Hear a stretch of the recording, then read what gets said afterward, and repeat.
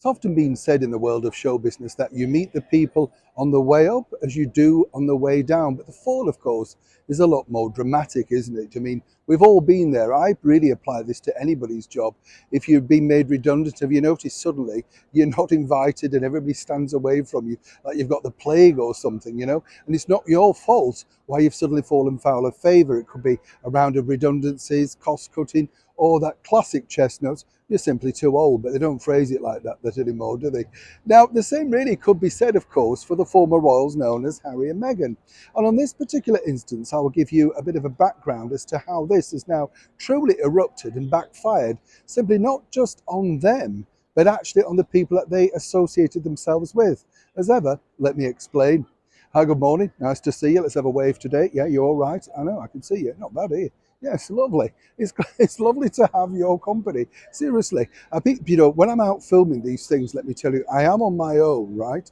And the bottom line is that, people think you're nuts. You're talking to a cat, they look at you as if, poor sod, chatting to himself, Billy no mate, that sort of thing. They don't realise there's quite a few mates, aren't we? Lots of chums here watching this. Lovely. As I say, nice to see you. Obviously, whatever you're doing today, do take care, be careful out there. This story really is truly, truly erupting. And as so many stories are with Harry and Meghan, because on this particular instance, I have to say it's a 50-50. And I'll explain the story behind this, because as we now know, when Harry and Meghan hit New York, they claimed they were trying to shake off the paparazzi in that alleged 2-hour car chase. This was because they didn't want people knowing where they were staying, etc. Then what emerged was, of course, that the ex-royals had tried to get a discount, freebie, whatever you want to call it, at the prestigious Carlisle Hotel. Now, for those that have been to New York, you'll know this particular hotel. It's up there with the Astoria, that sort of thing. It's the place that really, if you'd won the lottery, you wouldn't mind staying. Although for me, I still will be struggling to part with that much money. Do you know what I mean? It's a bit like the £600 hotel room we told you about at the Nomad in Covent Garden, London the other day. Really, would you want to pay that even if you'd got it? I'm not so sure. But now you see the background is someone somehow leaked that particular story to the media.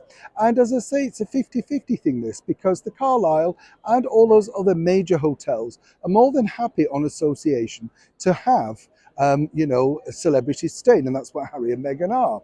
You see, my take on this is simply this. They've realised that by rejecting the ex-royals, by saying we're not willing to give you a discount, and then they had to go and find alternative accommodation, they figure, well, anyway, we can get the same publicity by rejecting them, or that's what they thought, allegedly. Now, according to a very good source, you see, this hasn't gone down well with many of the other famous clientele at the Carlisle Hotel, because they do give discounts on occasions. And now this could backfire on them as well. Would they be exposed in the same way? I mean, you've got to be fair on this thing. You're either giving discounts to celebrities or you're not. Now, the bottom line is over this is, they've got to do an investigation now at the Carlisle to work out exactly who said what and who revealed what. This could have big repercussions. And once again, it falls on the shoulders of those hapless royals, I might point out, Harry and Meghan. Whichever way you turn, you would have to say whatever they're saying, whatever they're doing, seemingly is all for the wrong benefits. And obviously for them, the Carlisle and everybody else, there was simply no room at the inn. Now, maybe they were thinking, wouldn't it have just been simpler to give the discount or including a freebie, got the publicity and moved off? This really is something where somehow somebody could be checking out, quite literally, and the top management of the Carlisle. Neil Sean in the very heart of London.